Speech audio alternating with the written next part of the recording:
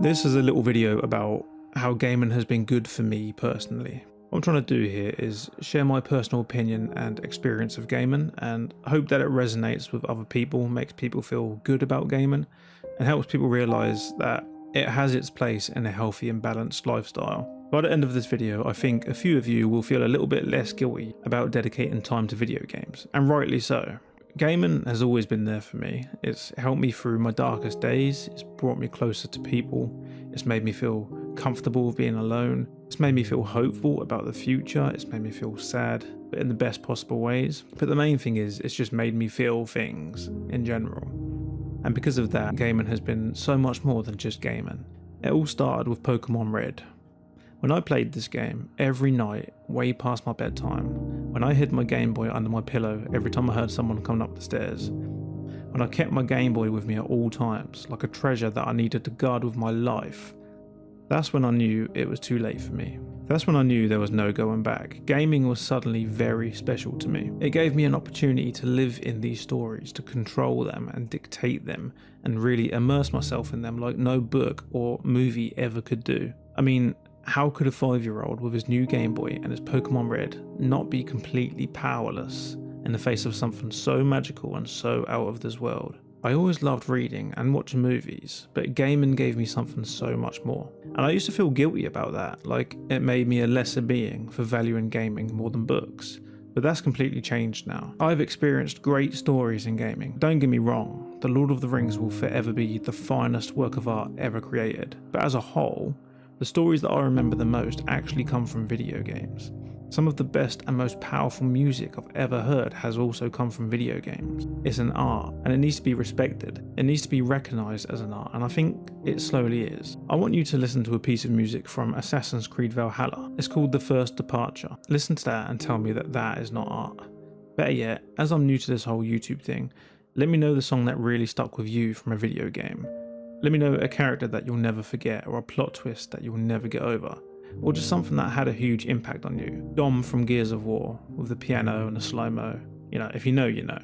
What do I sound like I'm trying to rap? Now, as with most things in life, gaming does need to be balanced. I'm sorry, but it does. I love it, but these days I just kind of have to limit myself a bit. A couple of hours, 3 or 4 days a week. That's my sort of gaming allowance, if you want, and that makes my blood boil. It's too easy to get too immersed. Hours can pass by so quickly, and it's just really easy to neglect relationships and chores and just let it consume you. So it's important to remember that gaming should complement a healthy lifestyle rather than consume it. There's so much value in gaming as long as you do it right. Now, I don't want to be that person who tells you when to turn your game off. I'm not your parent. But if you work full time, a couple of hours most evenings is okay. And if you're a youngster, well, luckily you can get away with a bit more than that, but don't forget to shower, maybe do a couple of push-ups, go for a walk, make sure you speak to an actual human being every once in a while. It's important to keep it balanced. And I'm not telling you should be spending your time doing something better or something more productive. I'm just saying don't let it be the only thing that you are doing with your free time. Sadly, the world spins on when you're playing games, and it can have negative impacts on your mental health and your physical health if you don't keep moving with the world. That's just the unfortunate truth that gaming addicts don't want to hear, myself included. So like I said, just let it complement a healthy lifestyle. Don't let it consume your life. Because it does have its benefits, there's no doubt about that. It's scientifically proven. And it will bring value to your life if done right. Anyway, that's the boring part over and done with. Now let me tell you why gaming is good for you. Based on my own personal experience, is a massive list for you. So from gaming, I've developed emotional maturity, empathy, moral awareness, decision making, emotional connection, and even a better understanding of grief and loss.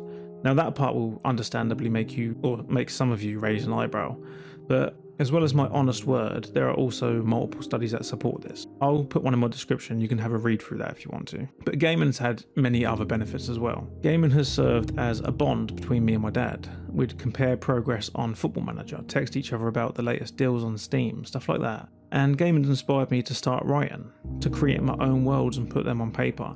And in turn, my writing has actually improved. My imagination spark is coming back, and I just feel more intelligent and more sharp. And although that has come from writing itself, the writing has come from gaming. So arguably one of the most important things gaming has given me is a virtual space to escape to when I've had a hard day at work, when all the stresses of the 9 to 5 have been a little bit too much. It's just allowed me to unwind and forget about all that, even if it's only until the next day. And for me, that's enough. Sometimes I can't even watch a movie, as the process of watching that movie just kind of allows my mind to drift a bit and the stress can still take over. And I can't read as well when my mind's too preoccupied on work and I'm rereading lines like 3 or 4 times. Gaming's the only thing that takes hold of me and blocks everything else out, and I'm very thankful that it does have that effect, as I would definitely burn out without it. I don't know what I'd do. One point that I think a lot of you will relate to is that gaming has preserved my inner child. That kid has found it very difficult to stick around in this completely new world. I don't like the direction that society's going in, but that's another story, and I am very grateful to have been a kid in the early 90s. I think it's very important to keep that part of you alive, and a big reason that I'm able to do that is because I have a very strong connection to nostalgia in gaming. When I'm feeling down, or I'm forgetting who I am, or I don't like who I'm becoming, honestly, I either play games from my past or I watch videos about them, and somehow it heals me. From the past, I find comfort and healing, I find joy, and these are things we all need. These are things that we can't neglect. Now, like I've said, it's all balance. I'm not suggesting that you live in the past. I'm just saying maybe you should visit it from time to time. Give your current self a break and pay some attention to that inner child. Anyway, I hope you found some kind of value in this video, and I hope that you can relate to some of what I've said. And if you want to say anything about it, share your experiences, then please do. I got a lot of positive comments in one of my previous videos, and I'm hoping that the algorithm attracts those like-minded people again. Now, as you may or may not know, I'm not very good at goodbyes, so...